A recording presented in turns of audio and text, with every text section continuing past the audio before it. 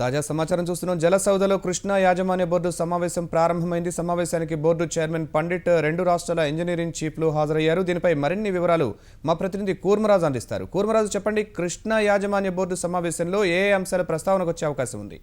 శర్మ, ప్రధానంగా 9 అంశాలకు సంబంధించి ఇవాళ కృష్ణా యాజమాన్య బోర్డుకు సంబంధించి సాంకేతిక సమావేశం, అంటే రెండు రాష్ట్రాల ఇంజనీరింగ్ చీఫ్లు అలాగే ఆ ప్రాజెక్టుల ఇంజనీర్లు కూడాను ఈ సమావేశానికి హాజరయ్యారు. దీనికి సంబంధించి ప్రధానంగా సాంకేతిక అంశాలకు సంబంధించి ఇవాళ బోర్డు చర్చిస్తుంది. ఇది పూర్తి స్థాయి బోర్డు సమావేశం కాదనేసి ఈ యాజమాన్య బోర్డు వర్గాలు చెప్తున్నాయి.